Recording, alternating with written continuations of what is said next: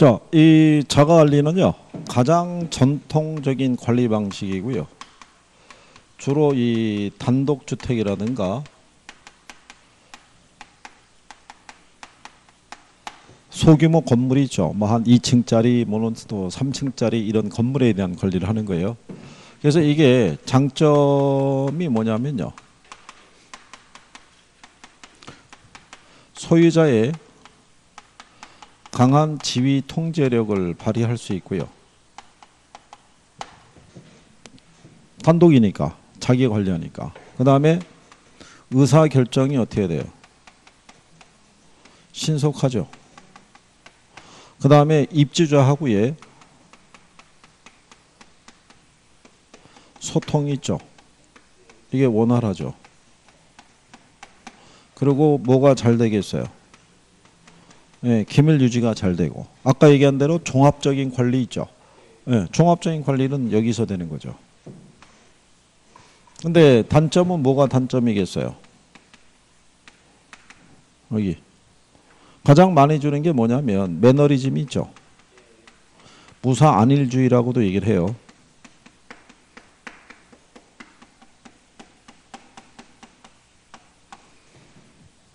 자기 집에 대한 거 관리하다 보면요, 예전에 단독주택 보면은 담장에 이렇게 금이 가거나 균열이 가거나 그럴 수 있어요.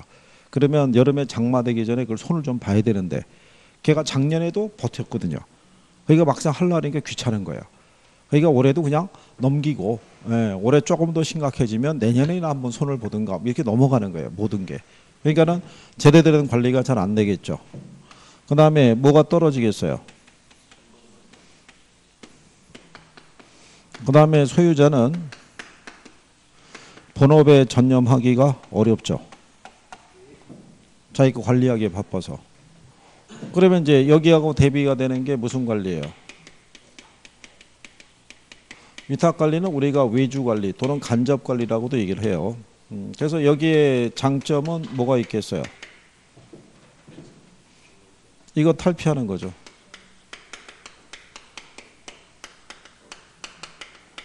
그 다음에 소유자가 본업에 전념할 수 있게끔 해주죠. 그 다음에 전문성이 어떻게 돼요? 높아지겠죠. 뭐 이런 게 장점이라고 그러면, 단점은 뭐가 되겠어요? 의사결정이 신속하지 못하죠. 자기 게 아니니까. 기밀 유지도 잘 안 되겠죠. 그렇죠? 입주자하고의 소통도 원활하지 못하겠죠. 그래서 지난번에 인 것처럼 이게 크로스란 얘기죠. 그래서 자관리하고 위탁관리는 서로 크로스로 이렇게 해서 이제 대비해서 정리하시면 되겠고, 그 다음에 혼합관리라고 있죠. 혼합관리는 과도기적인 관리예요. 자관리에서 위탁관리로 넘어가기 전에. 근데 얘는 자가관리하고요, 위탁관리의 장점이 결합된 거예요. 그죠? 네. 자가관리처럼 소유자의 강한 지위 통제력이 있죠.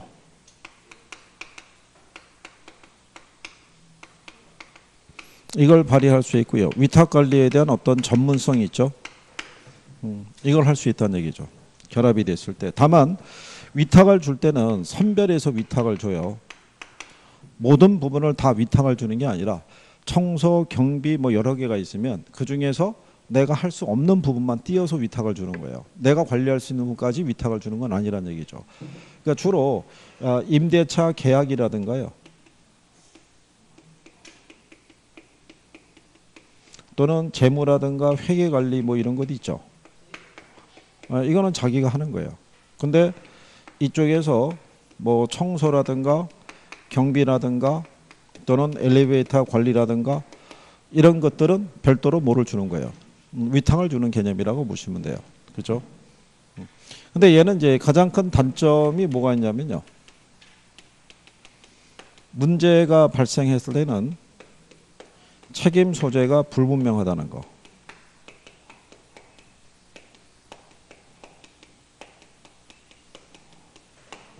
이거 다 시험에서 활용을 한 거예요. 그렇죠? 그러니까 여기는 그 상식적으로도 접근이 가능하기 때문에 여기서 나오는 거를 틀리기도 참 힘들어요. 그죠? 이게 나오는 거를. 그런데 나중에 테스트 했을 때 여기서 문제를 주는데 그걸 틀린다는 거는 그죠? 말도 안 되는 소리죠. 그죠? 이 창 밖으로 나가서 우산 들고 뛰어내린다는 얘기죠. 이거는. 예? 나중에 우리 테스트 할 때 33번 문제로 출제할 거예요. 33문제로. 답이 짝수인가 그래요. 저게. 그러니까 얘기 다 했어요. 그죠? 자, 그래서 이제 그런 내용을 여러분들이 구별할 수 있으시면 되겠고요. 자, 그런데 그 혹시 이제 부수적으로 보게 되면요, 인사에 대한 부분이 있죠. 예, 인사 관리의 어떤 비효율성이 있죠. 예, 그게 나타나는 게 위탁 관리의 단점이라고 보시면 돼요. 인사 관리했을 때. 그건 이제 무슨 얘기냐면 우리나라의 관리 업체가 좀 영세해요. 영세해서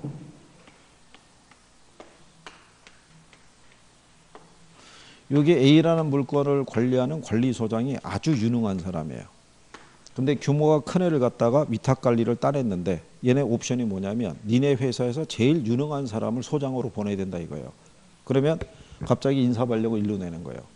여기는 상대적으로 관리 능력이 떨어지는 사람이 임명이 될 수도 있다는 얘기죠. 그래서 인사 관리의 비효율성이 나타나는 게 위탁 관리에서 나타나는 거예요. 그리고 얘네 장점 중에 하나가 종합적인 관리는 어디서? 자관리의 장점이 된다는 거. 그러니까 그런 것들은 부수적으로 정리를 해두시면 되겠고요. 그 다음에 이제 그 뒤로 넘어가시면 임차인 선정 기준 및 임대료 산정 방법이라고 있죠. 430페이지에. 이게 강의 듣다가도요, 집중력을 계속 유지하는 것도 쉬운 일이 아니에요. 그죠? 예? 듣고 있다가 갑자기 나라 걱정, 뭐 지역사회 걱정, 갑자기 가족 걱정 뭐 이런 거 하다 보면은 그냥 쭉 가는 거예요. 그죠? 정신 차려 보면은 벌써 다른 거 하고 있고 몇 페이지 하는지도 모르겠고 거기다 뚝뚝 떨어져 있으니 옆 사람이 몇 페이지 하는지 보이지도 않잖아요. 그죠? 그러면 또 선생이 430페이지라고 알려줘야 되고 어떻게 하든 간에 잘 마무리해서 이 바닥을 떠야 되잖아요. 그죠? 자, 그 임차인 선정 기준 및 임대료 산정 방법에서 여러분 시험에 인용이 된 거는 주로 이 매장용 수익성 부동산에서만 언급이 된 거예요. 매장용 부동산은요, 임차자를 선정하는 기준이 뭐가 있냐면 가능 매상고예요. 과연 임대료를 계속 꾸준히 낼 수 있을 만큼에 대한 수익성이 나오느냐, 그죠? 예, 그거를 살피는 게 임차자 선정에서 가장 중요한 거예요. 주거용 부동산은 뭐를 중시하냐면요, 유대성을 중시해요. 그러니까 주변 이웃 있죠. 이웃하고 잘 어울릴 수 있느냐 있죠. 예, 그게 기준이라고 보시면 돼요. 근데 요즘 사건 사고가 많잖아요. 특히 무슨 뭐 이 정신적인 어떤 이제 그런 문제가 있어가지고 예, 그것 때문에 사건 사고가 많은데, 근데 그것도 전체적인 제도상의 어떤 그 시스템의 개선이 없고서는 언제든지 그런 거는 되풀이 될 수 있다 이런 얘기던데요. 보니까. 그리고 이게 우리나라는 그 정신질환에 있는 것에 대해서 외부로 잘 안 알리려고 그래요. 구조상. 그리고 그게 한번 그 진찰을 받게 되면 그게 기록에 남아요. 남으면은 그게 일반적인 보험 가입이 안 돼요. 네, 그게 맹점인 거예요. 그러면은 보험 적용 대상이 안 되잖아요. 그 사람 입장에서. 그러면은 가족들의 입장에서도 부담이 커지죠. 그러니까는 병원에 보내서 보험에 대한 어떤 일반 보험에 가입을 해서 그 부분에 대해서도 보험금이 좀 나오고 이래야지 어떻게 할 텐데 그게 안 되니까 쉽지가 않고, 그렇죠? 시설도 부족하고 예산도 확보가 안 돼 있고. 그러니까는 어느 저기 그 이쪽에 신경정신과 무슨 그 뭐죠? 협회 뭐 회장인가 하는 양반이 나와서 이해하는 게 맞더라고요.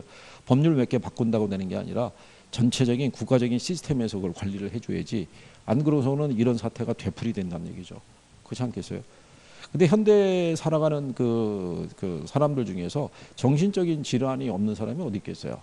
약간의 문제는 다 안고 있는 거죠. 다만 표출이 안 되고 그게 억눌려 있다는 것 뿐이지. 그렇지 않겠어요? 극한 상황이 되면 뭐 어떻게 될지 어떻게 알겠어요? 그죠? 갑자기 또 우리 김 총각이 시험 봐서 떨어졌다고 또 정신적인 충격을 받아가지고 또 매일 또 이 학원에 와서 여기서 또 그러고 있으면 어떡할 거야? 그 돼야 될 거 아니겠어? 그러니까 참. 어쨌든 뭐 그렇다는 얘기고요. 예, 그다음에 사무용하고 공업용 부동산은요, 임차 목적이 임대 공간에 적절한가는 적합성이 있죠. 이게 임차인의 선정 기준이 돼요. 이 사무실의 성격에, 이 건물의 성격에 안 맞는 유형도 있을 수 있어요, 없어요? 있죠. 1층이 전부 다 공업사면 관계가 없어요. 뭐 그라인더로 뭐 가라데든 뭐하든 공업용적인 요소가 많으니까. 근데 여기 학원이 있고 다 전체적으로 조용한데 아침마다 계속 갈아댄다고 생각해 보세요. 그러면은 건물의 성격이 안 맞죠. 전반적인 오피스인데, 그죠? 그 다음에 임대료 결정할 때 보게 되면요, 주거용 부동산은 총 임대차 계약을 체결하고요. 그 다음에 공업용 부동산은 순임대차를 체결하는데, 그러니까 공업용 부동산에서 순임대차라는 것은요, 기본적인 임대료만 계약을 체결하고요. 공장의 성격에 따라 추가되는 비용이 있죠. 그거는 별도로 협의를 하는 거예요. 공장이 만약에 성격이 인화성 물질이 있죠.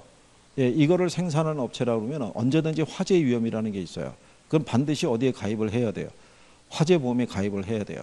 그렇지 않겠어요? 예, 그러면 거기에 따른 부수적인 비용이 또 발생할 수 있어요, 없어요? 예, 근데 그건 반드시 해줘야 돼요. 그래서 예전에 어느 공장에서 여기 화재보험에 가입을 했는데 이 보험에 대한 적용이 여기에만 국한이 된 거예요. 근데 여기서 불이 난 다음에 이게 불이 옮겨 붙어가지고 옆에 있는 공장이 반소가 된 거예요, 반이. 그럼 여기 보험금이 나왔을 때 이거를 다시 복구하는 데 쓰지 못하고 여기 보상해 주는 걸로 써가지고 여기는 날아가는 경우도 있어요. 그러니까는 책임보험을 가입하면 어디까지가 보험에 대한 지급 대상인지 이런 걸 세부적으로 다 해야 돼요. 그러면 특약사항에 따라 보험에 대한 내야 되는 보험금의 종류가 틀리잖아요, 보험료가. 그러니까 그런 것들을 별도로 다 협의해야 돼요, 공업용 부동산은. 그 다음에 이 상업용 부동산은 비율 임대차를 써요. 그러니까 비율 임대차를 쓴다는 거는요, 기본적으로 뭐 보증금 1억이고요. 월 가령 예를 들어서 500만 원으로 임대차 계약을 체결했는데 이건 기본 임대료예요. 근데 만약에 월 매출이 있죠.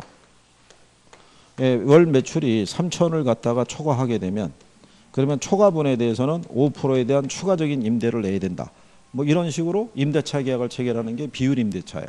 그죠? 저런 거를 체결할 수 있는 거는요, 이 건물의 랜드마크 역할을 해줄 수 있는 애들 있죠. 뭐 스타땡땡 같은 커피숍 있죠. 그런 애들 유치할 때는 일단은 걔네에게 유리한 조건으로 유치하는 거예요. 그 초기 임대료 부담이 적잖아요. 근데 걔들은 들어오면 틀림없이 매출이 어떻게 돼요? 올라갈 거거든요. 그래서 주변의 임대료보다는 싸게 입점을 시키고 난 다음에 매출 신장에 따른 추가적인 임대 수익을 얻는 게 하나의 방법일 수도 있어요. 그런데 월 매출이 3천 안 나오면 어떡하겠어요? 그러니까 특약사항을 만드는 거예요. 6개월 또는 1년의 시한을 두고 그 정도까지도 주변에 따른 매출에도 안 나오게 되면 그러면 해지한다든가 아니면 임대료를 주변 시세에 맞춰서 다시 조정한다든가 뭐 이런 옵션을 걸어놔야겠죠. 어쨌든 그렇게 쓰는 게 무슨 임대차? 비율 임대차. 그래서 여러분 시험 지문상에서 언급이 된 거니까 그 정도 알아두시면 되겠고요. 그 다음에 그 밑에 박스에 보면은 건물의 생애주기 단계라고 돼 있죠. 생애주기 보면은 전개발 단계가 있고요. 신축 단계가 있고요. 안정 단계가 있고 노후 단계가 있고 완전 폐물 단계가 있어요. 그렇죠? 요 중에 물리적 유용성이 제일 높은 거는 신축 단계예요. 새로 지었으니까. 근데 건물에 대한 재투자라든가 또는 리모델링이 있죠. 이런 거를 할 때는 안정 단계에서 하는 게 유리해요. 그래야지만 건물의 수명이 연장이 될 수 있어요. 여기 노후 단계로 들어갔다는 거는요, 거의 완전 폐물 단계를 앞에 두고 있는 거예요. 그러니까 건물의 뭐 외벽면에 도색을 새로 한다든가 그래가지고 문제가 해결될 수 있는 건 아니다 이런 얘기예요. 무슨 말인지 아시겠죠? 그러니까 시험상에서 인용할 수 있는 거는 그 정도라고 여러분들이 보시면 돼요. 그래서 거기 431페이지에 밑에서 두 번째 줄이 있죠. 박스 안에. 거기 가시면은 안정단계 디귿 있죠. 대수선 또는 자본적 지출을 할 때는 안정단계에서 하는 게 효과적이라고 해놨죠. 자본적 지출이라는 건요, 부동산의 건물의 가치에 변화를 줄 수 있는 거예요. 그러니까 자본적 지출에 해당하는 게 뭐냐면 이 건물 같은 경우에는 만약에 엘리베이터를 교체를 해주죠. 그게 자본적 지출이에요. 엘리베이터가 바뀌게 되면 건물의 가치가 달라져요. 무슨 말인지 아시겠죠? 그래서 그런 내용 정도 정리하시면 되겠고요. 그 다음에 이제 뒤로 가셔서 438페이지에 가면 부동산 마케팅이라고 있어요.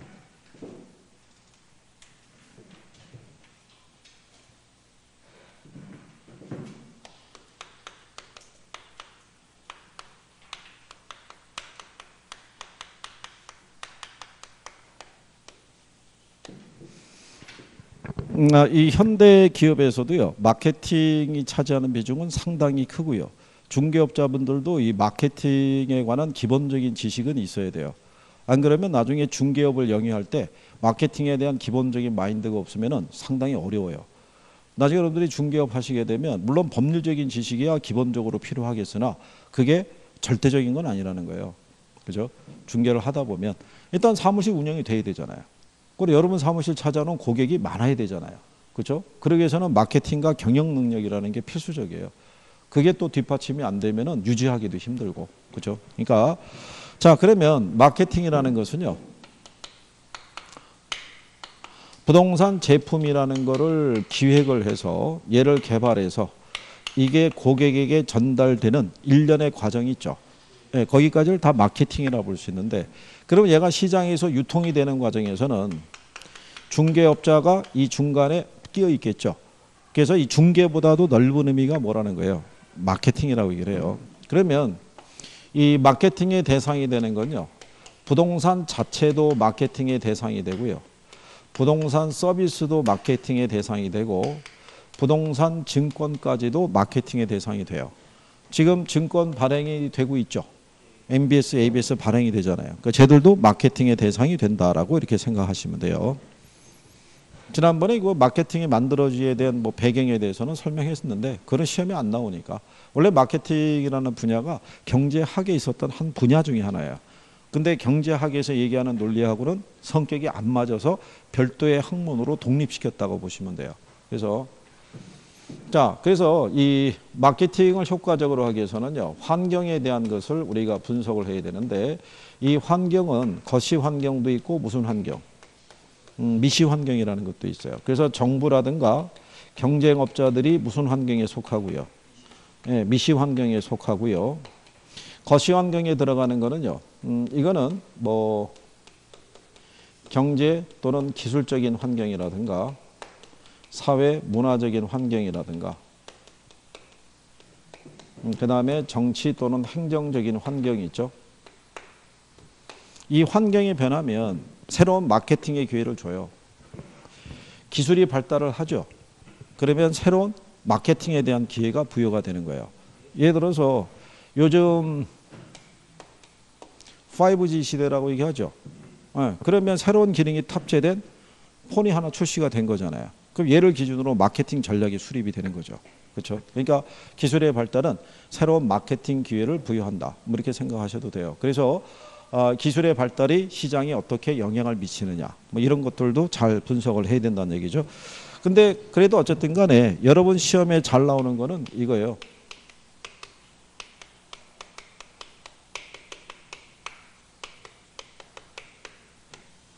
95%가 여기서 나와요. 마케팅 전략에서. 그죠? 자, 전략이 3개가 있어요. 시장 점유 마케팅 전략이 있고요. 고객 점유 마케팅 전략이 있고, 예, 관계 마케팅 전략. 근데 여기에서도 우리가 지난번에 말씀을 드렸지만 얘는 공급자 위주의 마케팅 전략이고요. 얘는 수요자 위주의 마케팅 전략이고요. 얘는 수요자하고 공급자 간에 지속적인 관계 있죠. 그래서 우리가 지난번에 이렇게 이 시험에 이렇게 나오는 거예요. 수요자하고 공급자 간에 지속적인 상호 관계 있죠. 네. 이거를 유지하는 데 초점을 둔 것을 고객 점유 마케팅 전략이다 그러면 틀리는 거예요. 그렇죠? 네. 그랬을 때 이 관계를 뭐를 매개로 유지를 하냐면은 이걸 갖고 브랜드 있죠. 네. 이 브랜드의 이미지를 가지고 소비자하고 공급자 간에 지속적인 관계가 유지가 되는 거예요. 그래서 이번에 몇몇 건설사들이 자사 브랜드를 갖다가 다시 리뉴얼하는, 예, 그런 이제 그 작업을 하게 되는 거죠. 예땡이라고 하는 브랜드가 있어요. 이게 뒤는 지가 썼어요. 네, 그 브랜드가 있는데 걔네를 이번에 리뉴얼 작업을 해서 브랜드의 명칭을 바꾸는 것 같아요. 왜 바꾸냐면 저게 한문적인 표현이에요. 그러니까 젊은 세대가 각인하기가 어렵다고 보는 거예요. 저 자체가. 그리고 브랜드의 이름 중에 보면은 영문으로 쓰는 애들이 있어요, 없어요? 있죠. 그 영문으로 있으면은 발음상의 문제라든가 솔직히 해서 못 읽을 수도 있어요, 없어요? 그렇잖아요. 그래서 이거를 한글로 바꿔버리는 거예요. 그런 작업을 하는 거예요. 그래서 고객에게 친근하게 다가설 수 있도록. 그죠? 한때는 왜 아파트에 대한 브랜드 이름이 상당히 길고 숫자까지도 들어가 있어서 인식하기 힘들 때가 있었어요. 그죠? 그래서 그때 시중에 우스갯소리가 시어머니가 못 찾아오게 하기 위해서 이름을 일부러 어렵게 지었다 뭐 이런 게 루머가 떠돌았었어요.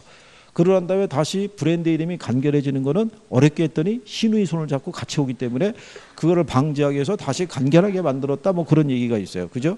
어쨌든 간에 브랜드 이미지가 중요한 거예요. 브랜드 이미지가. 그렇지 않겠어요? 친숙하게 다가설 수 있어야 되잖아요. 그래서 브랜드만 보고도 사람들이 선택해야 하네요. 선택하는데 우리나라 사람들의 정서가 브랜드 하나를 선택을 하면요 쉽게 안 바꿔요. 딱 그것만 선택을 해요. 내가 중개업소도 A 중개업소를 거쳐가지고 입주를 했으면 나중에 나올 때도 거기다 내놓는다고요. 우선적으로. 그렇지 않겠어요? 그러니까 우리나라 사람들은 획일적 마케팅이 대상이 되는 거예요. 그렇잖아요. 가전제품을 사잖아요. 만약에 S전자 거 샀으면 TV를 S전자 샀으면 다 S전자로 도배하는 거예요. 다른 걸 또 안 사는 거예요. 그게 또 맞아줘야 되는 거예요. 그러니까 참 쉽지 않죠, 그게. 그러니까는 처음에 이 고객들이 자사 브랜드하고 지속적으로 연결될 수 있도록 유지하는 게 상당히 중요한 거죠. 그래서 한 번의 선택이 자사 브랜드를 선택을 하면은 그걸로 그냥 쭉 가는 거죠. 계속. 그럼 어릴 때부터 그 브랜드를 보고 자란 그 애들이 나중에 성장해서 독립해서 뭐 브랜드 살려고 그러면 역시 또 그 브랜드를 선택할 거라고요. 그렇잖아요. 왜 음식점 중에 보면은 한 뭐 60년 된 뭐 이런 설렁탕집 이런 게 있잖아요. 그러면 거기는 왜 그렇게 계속 유지되면서 단골 고객들이 유지가 되냐면 3대가 같이 오잖아요. 할아버지가 손주 데리고 와갖고 어릴 때부터 그 맛에 익숙해져 있는데 그럼 걔들이 성장하면은 그거 안 먹겠냐고요. 계속 그게 먹게 되지. 그렇지 않겠어요? 그러니까 마케팅이라는 게 상당히 그래서 어떻게 돼요? 중요하죠. 예. 그래서 얘는 수요자와 공급자 간의 지속적인 관계 있죠. 예. 그러면 얘는 요 제목을 바꾸는 것밖에 없어요. 여기는. 그리고 여기 있는 고객 점유 마케팅 전략이라고 그래서요. 그러니까 여러분들이 분량을 보시면 아시잖아요. 시장 점유 마케팅이 제일 분량이 많죠. 그 다음에 뒤에 있는 관계 마케팅하고 고객 점유 마케팅은 분량이 작잖아요. 그러니까 얘는 뭔가 문제를 바꿔서 줄 만한 부분이 그렇게 크진 않아요. 그러니까 얘는 누구의 입장에서? 수요자 입장에서.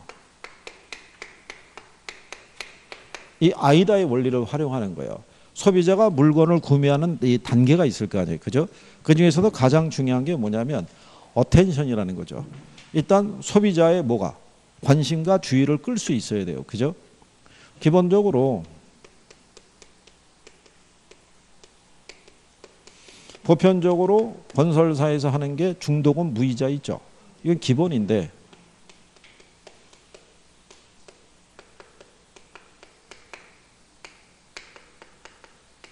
잔금도 한 2년간 지급을 유예를 해주겠다 그러면 자금적인 부분에 어려움을 겪고 있는 사람들은 한번 확인해 볼 사항이 되는 거죠. 이번에 주거 이동을 해서 분양을 받고 싶은데 어쨌든 돈이 좀 부족할 수도 있고 대출 받기도 힘들잖아요. 그런데 만약에 잔금을 2년간 유예해 준다 그러면 숨통이 트일 수도 있죠. 그러면 이제 사람들이 그 물건에 대한 관심을 갖고 조금 더 구체적인 사항을 알아보러 접근할 수도 있다 이런 얘기죠. 그러니까 요즘은 건설사들도 치열한 거죠. 그래서 한때 뭐도 있었냐면 그 리빙 마케팅이라고 그래서 2년 살아보고 마음에 들면 계약하고 마음에 안 들면은 그동안에 사용했던 감가상각비를 공제한 금액 빼고 나머지를 돌려주겠다. 뭐 이런 식으로 해가지고 분양을 유도했던 경우도 있는 거예요. 그죠?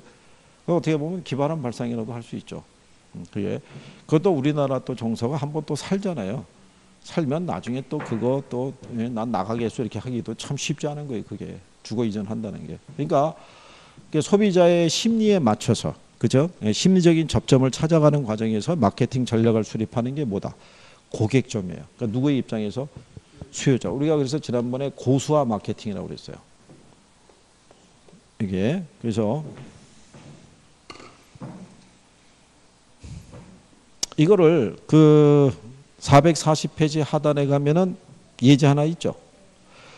부동산 마케팅에 관한 설명으로 틀린 걸 물어봤잖아요. 틀린 것 중에서 2번 지문에 가면 고객 점유 마케팅 전략이 있죠. 예, 공급자 중심의 마케팅 전략으로 이렇게 나오잖아요. 틀린 거죠. 고객 점유 마케팅은 수요자 위주에. 그러니까 그렇게도 주는 거예요. 제목만 바꿔서. 그죠? 그 뭐 셀링 포인트야 뭐 여러분들이 중개업에서 배우실 테니까. 그죠? 강조하는 거예요. 그죠? 그것도 그 강조하는 방법이 여러 개가 있어요. 장단점 비교하는 방법도 있고 뭐 여러 가지 있으니까 그건 뭐 중개사법에서 하시면 되고. 그러면 별도로 잘 많이 나오는 게 뭐겠어요? 시장 점유. 그래서 이게 STP 전략이 있고요. 4P 믹스 전략이라고 있어요. 여기 STP에서 S라는 거는 마켓 세그멘테이션이라고 그래서 이건 시장을 뭐 하는 거예요? 조금 아까 시장 세 번에 대해서 얘기했었죠. 시장에는 각기 개성을 가진 다양한 유형의 고객들이 존재하는 거예요. 걔들을 다 대상으로 할 수 없으니까 몇 개의 그룹, 비슷한 그룹으로 묶어서 시장을 나누는 거예요. 그래야지 시장을 공략하기가 좋겠죠. 그러고 난 다음에 T가 뭐겠어요? 타겟팅이라고 그래서 뭐를 선정하는 거예요? 그 그룹 안에서 가장 자신 있는 수요자 집단을 타겟으로 삼는 거예요. 그게 우리가 표적시장 전략이라고 얘기를 해요. 그 다음에 P가 우리가 포지셔닝이라고 그래서요. 뭐를 도모하는 거예요? 차별화. 내가 공급하는 제품과 경쟁하고 있는 제품이 여러 개가 있겠죠. 그중에서 고객에게 뭔가 차별성을 가지도록 각인을 시켜주는 게 차별화 전략이에요. 그죠? 그렇게 해서 그게 한번 각인이 되면요. 고객들은 그거를 쉽게 바꾸질 않아요. 계속 그것만 선택하는 거예요. 예전에 우리나라 저기 가전시장을 보게 되면 S사하고 L사가 있으면은 L사가 1위였었어요. 근데 얘가 1위를 차지한 적이 있어요. 이걸 강화시켜서. 이 센터를 확 늘린 거예요. 그러면 품질이 비슷하잖아요. 비슷한데 얘가 AS 받는 건 훨씬 좋아. 그러면 그거를 떠올리게 되면은 그게 차별화가 되면서 그 제품을 또 선택을 해요. 그 다음에 얘네가 그것도 많이 늘렸거든요. 늘려도 여전히 이게 한번 이미지가 굳어버리게 되면 그거를 바꾼다는 게 참 쉽지가 않아요. 그게. 그러니까 그런 전략을 수립한다는 게 그러니까 이 마케팅이라는 게 상당히 이게 기획적이고도 창의적인 이런 게 무지장이 있어야 돼요. 제가 볼 때는 마케팅하는 과정에 광고 이런 게 나오잖아요. 광고할 때 보면 그 광고 카피 있죠. 예, 그거 만드는 사람들은 제가 볼 때는 거의 뭐 창의력이 대단히 뛰어난 사람들이 할 수 있어요. 광고 카피만 보고 또는 광고 음악이 있죠. 예전에 그 인텔에서 했던 게 있어요. 이렇게 디디딩 하고 딱 짧은 그 음인데 그거 하나만 듣고도 무슨 제품이라는 걸 알 수 있어요. 그거 하나만 갖고도. 근데 그거 하나 그 리듬을 하나 만들어 줄 때 150만 불인가? 작곡가에게. 예, 그게 천문학적인 비용이 들어가는 거죠. 뭘 또 김총각 왜 또 만들라고? 자, 됐어. 이거나 일단 합격을 해. 이거라. 그 다음에 여기 4P 믹스라고 있죠. 예, 이거를 이제 보다 구체화시키기 위해서 이 4P 믹스 전략을 쓰는데 네 가지죠. 네 가지. 예? 4P 믹스니까 몇 가지? 네 가지. 그래서 이렇게 있다고요. 제가 유판해가지고 제품 전략이 있고요. 가격 전략이 있고요. 유통 경로 전략이 있고요. 판매 촉진 전략이 있다고요. 몇 가지가 있다? 네 가지. 근데 요즘은 이거 영문으로 내요. 틀리게는 안 주는데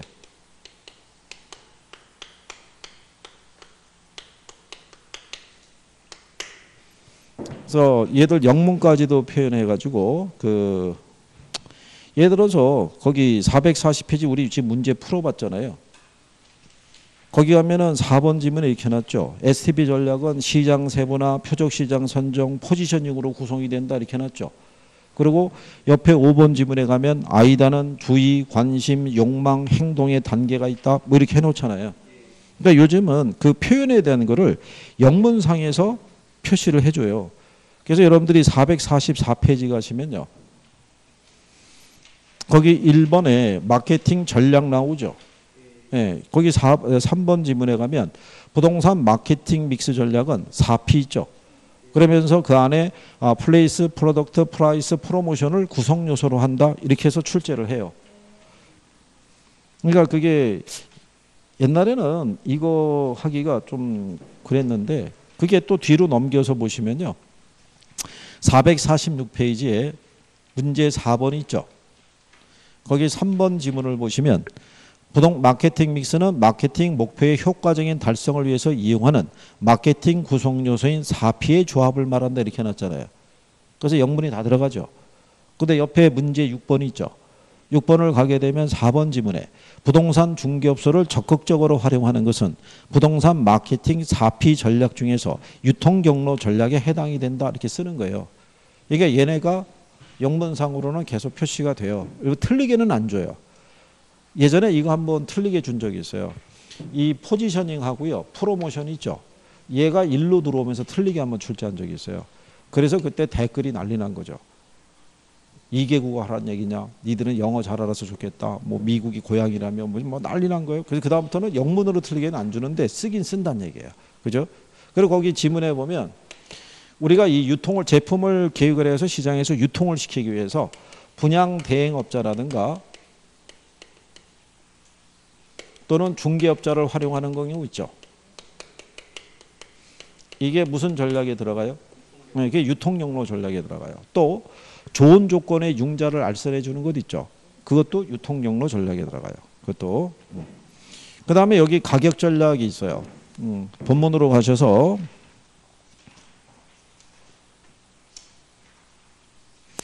이 가격 전략에 대한 부분을 보시게 되면 우리 교재에서는 그런데 간단하게 이렇게 보시면 되겠죠.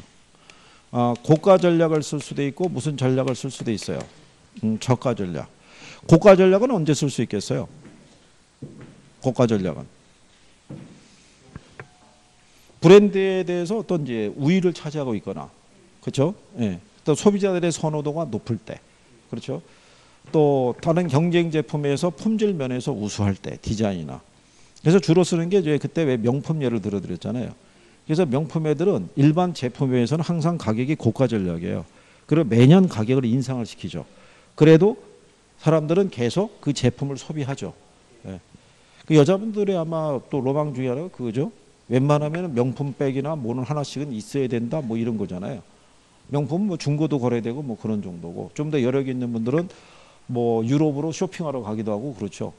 그래서 유럽에 있는 그 명품 그 쇼핑에서 근무하는 사람들의 수첩 안에는 아줌마라고 적혀 있죠. 아줌마가 뜨면은 그날 쇼핑 난리 나는 거죠. 그냥 여기서부터 여기까지 쫙 해가지고, 그죠? 그러니까 굉장하다고 할 수 있죠. 지난주도 다녀오셨겠죠? 뭐 그렇죠. 그러니까 뭐 그렇게 생각하면 되겠고요. 저가 전략은 언제 쓰겠어요? 상식적으로. 저가 전략은. 내가 빠른 자금 회수를 원하거나 단기간에 시장 점유율을 좀 늘리고 싶거나 아니면 지역 구매자들의 구매력이 좀 떨어질 때, 그때는 무슨 전략을 쓰는 게? 저가. 상식적으로 누가 봐도 그때 저가 전략 써야겠죠. 네, 그럴 때 고가 전략을 써야 된다고 틀리게 출제한 적도 있어요. 그게 답이었어요. 그러니까는 여기도 어렵게는 준다 안 준다? 안 주는 거예요. 그러니까 그 내용에 대한 거를 여러분들이 반드시 숙지할 수 있어야 되겠고요. 이거를 여러분 시험에 계속 용어상으로 반복해서 주는 거예요. 그러니까 이거는 자꾸 많이 풀어보면서 익숙해지셔야 돼요. 그래야지 문제가 나오면 구별할 수 있어요, 없어요? 예. 그 다음에 여기 마지막에 판매 촉진이라고 돼 있죠. 예. 이게 제품이 공급이 됐을 때요, 소비자에 대한 강한 자극이라든가 또는 고객을 뭐 하기 위해서, 유인하기 위해서 쓰는 전략이 판매 촉진이에요. 판매 촉진 전략은요, 홍보라는 것도 있고요, 광고라는 것도 있고요, 인적 판매라는 것도 있고요, 그 다음에 경품 제공하는 경우 있죠. 이게 다 무슨 전략에 들어간다? 이게 판매 촉진 전략에 들어가요. 그러니까 예를 들어서 445페이지 가보세요. 445페이지에 가시면 거기 문제 3번 있죠? 네? 3번. 3번에 4번 지문을 보시면 주택 청약자를 대상으로 추첨을 통해 벽걸이 TV, 양문형 냉장고 등을 제공하는 것은 마케팅 믹스 전략 중에서 무슨 전략이다? 네, 판매 촉진 전략이라고 얘기를 해요. 또 왼쪽에 가면 1번 문제 있죠. 1번 문제 5번 지문에 가시면 마케팅 믹스에서 촉진 관리 있죠. 판매 유인과 직접적인 인적 판매 등이 있으며 이러한 요소를 혼합해서 전략을 구사하는 것이 바람직하다라고 해놨죠. 얘가 판매 촉진이잖아요. 그러니까는 촉진이라고 이렇게도 표현을 하기도 한 거예요. 네, 그래서 그런 내용들에 대해서도 그러니까 결론적으로는 웬만하면 어떻게 돼요? 다 내는 거예요.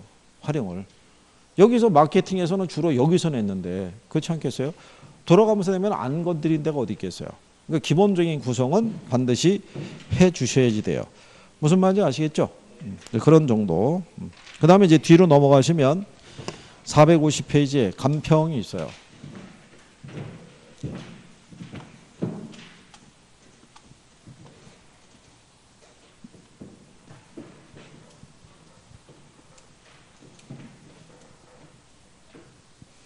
원래는 3월 1일 날 우리가 간평을 했었어요. 간평을 했었는데 또 기억에서 없겠죠, 뭐. 그죠? 한번 또 해보는 거죠. 네.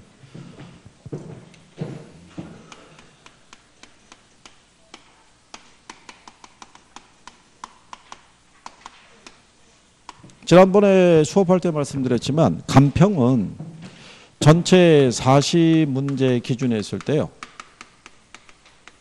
15% 내외를 출제하도록 돼 있어요. 기준이 그렇게 돼 있어요. 그러니까는 40문제 대비 15% 내면은 평균적으로 6문항 또는 7문항까지도 낼 수 있는 게 간평이다. 이렇게 보시면 되겠고요. 시험 목차는 감정평가의 기초가 있고요. 감정평가 방식이 있고요. 그 다음에 이 부동산 가격 공시제도. 그래서 산업인력관리공단에서 제시하는 시험 목차는 이렇게 세 가지예요. 세 가지. 세 가지인데 요 중에 감정평가 방식은요. 이론으로 낼 수도 있고 계산으로도 낼 수 있어요. 여기가. 예, 그런데 근래는 주로 계산으로 나오고 있어요. 특히 25회 이후로는. 근데 여러분들이 이 세 개 파트에서 여기를 제일 싫어해요. 감정평가 방식을. 그런데 여러분이 싫어하는 또 계산으로만 나오고 있어요. 그렇죠? 그러니까 결론적으로는 여러분들은 아마 여기에다가 이렇게 X라고 해놨을 거예요. 그렇잖아요? 계산은 못해도 돼요. 계산은 못해도 되는데 매번 형식이 틀려진다고요.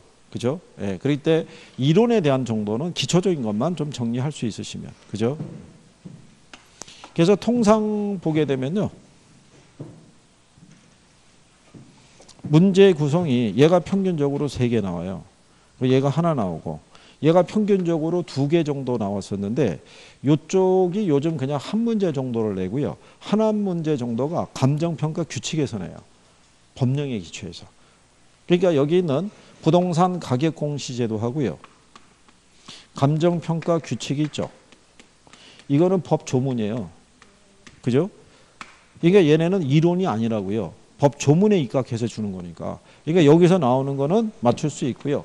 감정평가의 기초에서 나오는 것도 역시 우리가 맞출 수 있어요. 그러니까는 6문제 나오면 반타작은 할 수 있어요. 계산을 못 하더라도. 근데 통으로 버리는 건 곤란해요. 통으로 버리는 건. 뭐 버린 게 한두 개가 아니잖아요, 지금. 근데 이것까지 버리면은 술자리가 없잖아요. 그죠? 자, 그래서 이제 제일 먼저 나가는 게 이제 감정평가의 기초에 대해서 우리가 정리하는 거죠. 그러면 제일 먼저 나오는 게 감정평가의 개념이라고 나와죠. 거기 보시면요. 감정평가란 토지 등의 경제적 가치를 판정해서 그 결과를 가액으로 표시하는 걸 말한다 이렇게 해놨죠. 그래서 그 밑에 법 조문이 명시가 돼 있죠. 예, 그거는 삭제하시면 돼요. 그게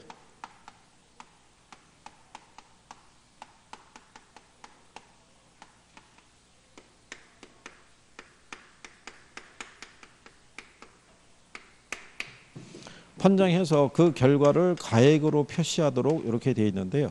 이게 예전에는 부동산 가격 공시 및 감정평가에 관한 법률에서 이 정의를 내려줬는데 이 감정평가 및 감정평가세에 관한 법률이라고 새로 법이 만들어졌어요.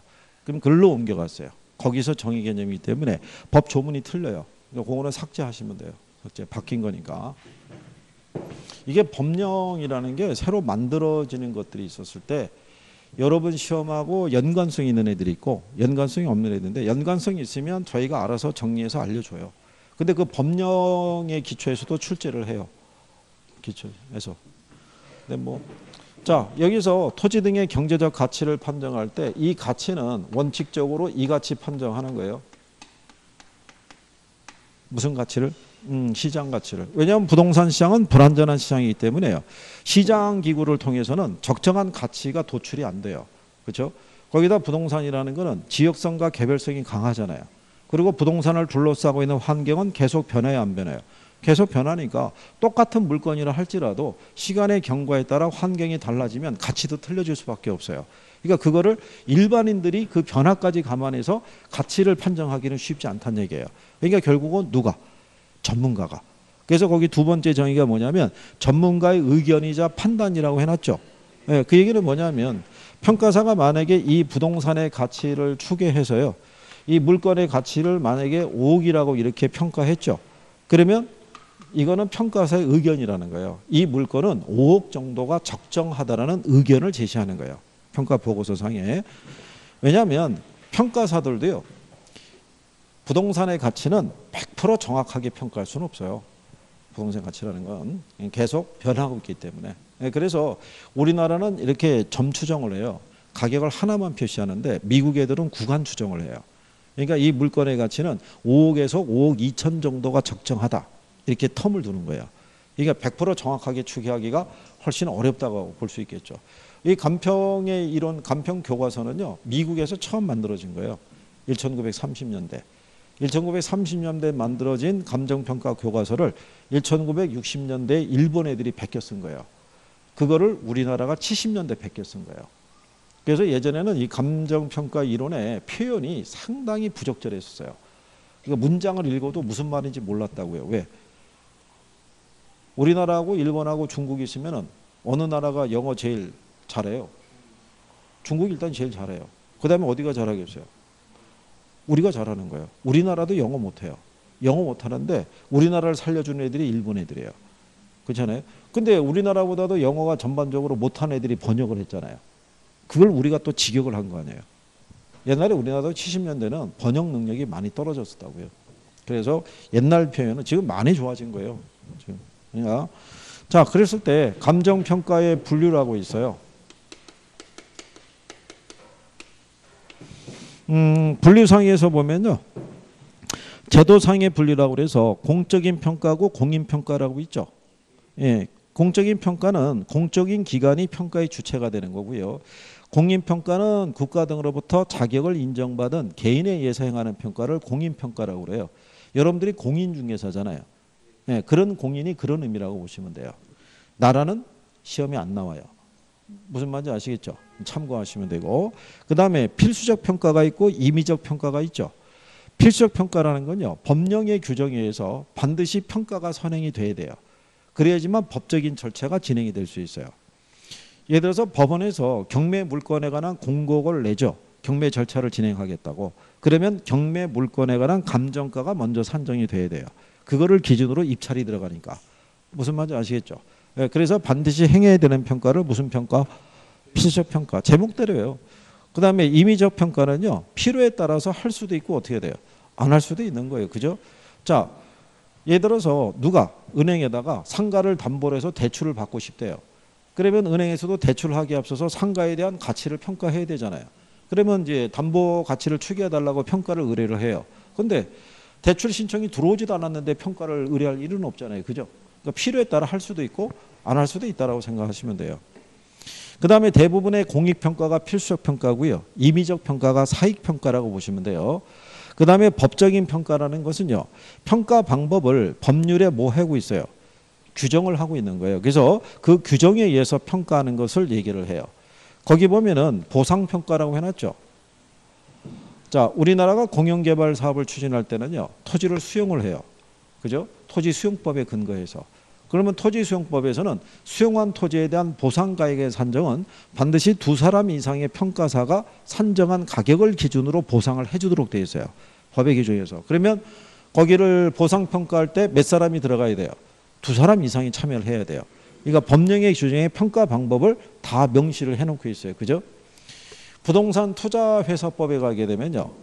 우리는 부동산 투자회사를 설립할 때 현물 출자를 할 수 있어요. 그죠?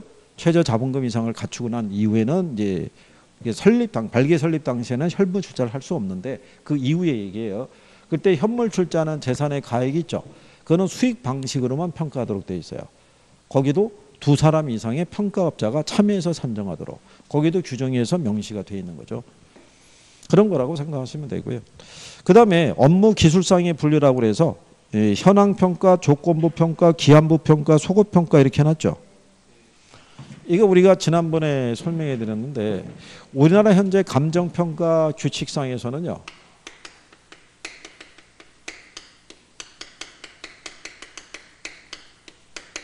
현황 기준 평가가 일단 원칙이에요. 원칙. 이 현황 기준 평가라는 건 뭐냐면요. 감정 평가라는 것은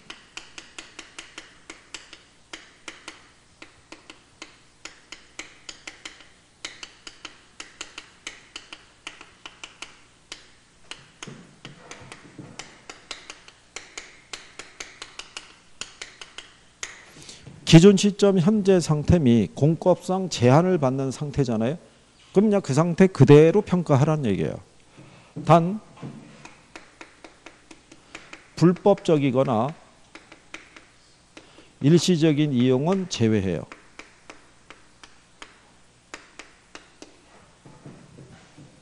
이게 원칙이에요. 현황 기준. 그럼 기준 시점이라고 나와 있죠. 이 기준 시점의 용어는 알아야 돼요. 그게 그 뒷페이지에 있어요. 452페이지 있죠.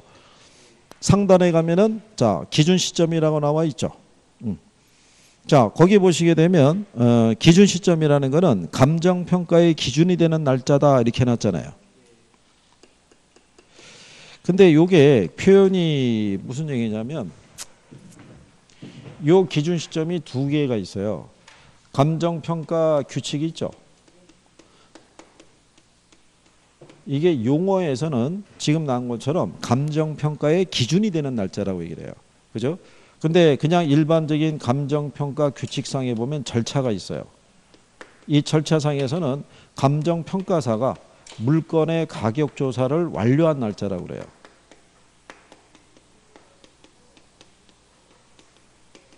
그걸 기준 시점이라고 얘기하고요. 용어상에서는 감정평가의 기준이 되는 날짜 이렇게 얘기하는 거예요.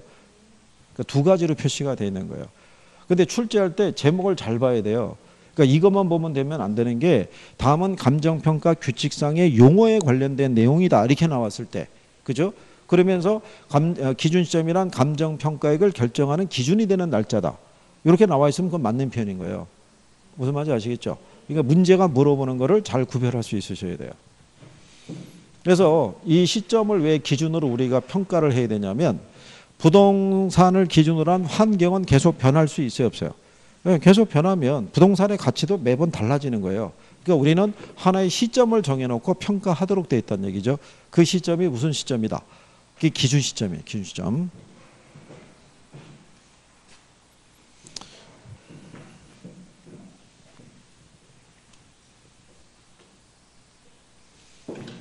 그래서 이 현재 상태 그대로 평가해야 되는데요. 이게 원칙이에요. 근데 예외가 있다 없다. 예외가 있는 거예요. 예외가. 그러면 예외적인 상황은 뭐냐면요. 법령에 다른 규정이 있거나 아니면 의뢰인이 요청하거나 사회 통념상 필요하다고 판정이 되면은 예외적으로도 평가할 수 있어요. 현재 상태로 해야 되는데 이렇게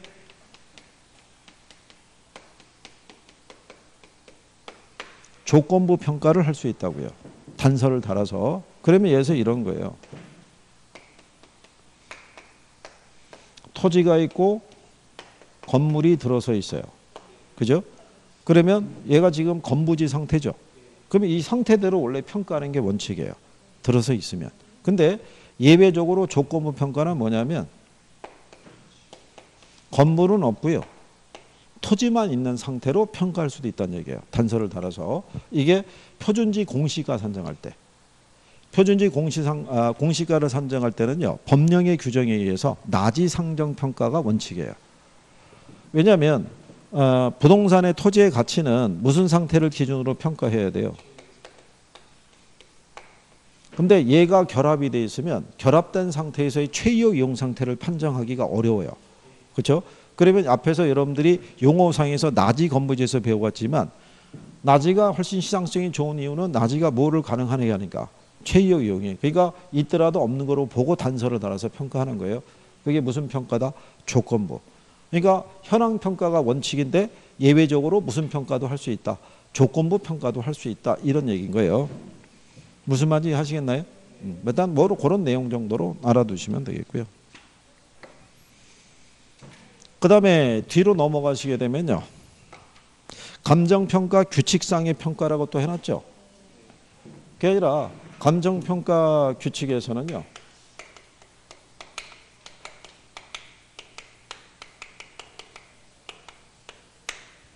이게 두 번째가 개별 물건 기준 원칙이에요. 그러니까 무슨 얘기냐면 원칙은 개별 평가가 원칙이라는 거예요. 즉 평가는 물건별로 개별적으로 해야 된다는 거예요. 그 왜 개별 평가가 원칙이냐면 모든 토지는 위치가 다 틀린 거예요. 그러니까 무슨 평가가 원칙이냐면 개별 평가가 원칙인데 예외가 있다는 얘기예요. 예외적으로 일괄 평가도 할 수 있고요. 구분 평가도 할 수 있고 무슨 평가도 할 수 있다. 예, 부분 평가도 할 수 있다 이거예요. 감정 평가 규칙상에서는. 예. 그러면 일괄 평가한다는 건 뭐냐면요. 자, 원래 여기 이렇게 4개의 필지가 있으면 따로따로 평가해야겠죠. 근데 4개의 부지가 하나의 공장 부지로 제공이 되고 있어요. 그럼 동일한 용도로 제공이 되고 있으니까 따로따로 평가할 수 없잖아요. 그렇죠? 그럴 때는 무슨 평가한다는 거예요? 일괄 평가. 그러니까 예를 이런 거예요. 우리가 과일을 사게 되면요. 사과를 낱개로 사죠. 그러면 개당 가격이 다 틀릴 수 있어요, 없어요? 근데 박스로 사면 어때요? 그냥 박스당 얼마잖아요. 그렇게 하는 게 일괄 평가의 논리라고 생각하시면 돼요. 무슨 말 이해하시겠죠? 그 다음에 구분 평가는 뭐냐면 하나의 필지인데 이 앞에 도로가 지나고 있을 때요. 도로 전면은 상가로 쓰고 있고요. 이면은 주택으로 쓰고 있으면 하나의 물건이라도 가치가 서로 다르겠죠. 그럴 때는 무슨 평가할 수 있다는 거예요? 구분 평가할 수 있다 이런 얘기예요. 그죠? 또 한 필지에 토지가 있으면요. 이 토지에 이게 전체가 만약에 한 100평 정도 되는데 요 중에 5평은 얼마일까? 이렇게 한 부분만 평가하는 거는 안 하도록 돼 있어요. 근데 그 5평 정도가 도로에 수용될 수도 있어요, 없어요? 예, 그러면 요 부분에 대해서만 또 평가할 수 있어요. 그래서 예외적인 개념이다. 이렇게 구별하시면 돼요. 무슨 말인지 아시겠죠? 네. 그리고 여기에 이제 원칙이 하나 또 뭐 있냐면 시장 가치 기준 원칙이라고 있어요. 그거는 이제 요 뒤에서 나올 테니까 거기서 하시면 되겠고. 자, 저 뒤에 가면 이제 가격 이론이라고 있어요. 잠깐 쉬었다가 거기서부터 하시죠.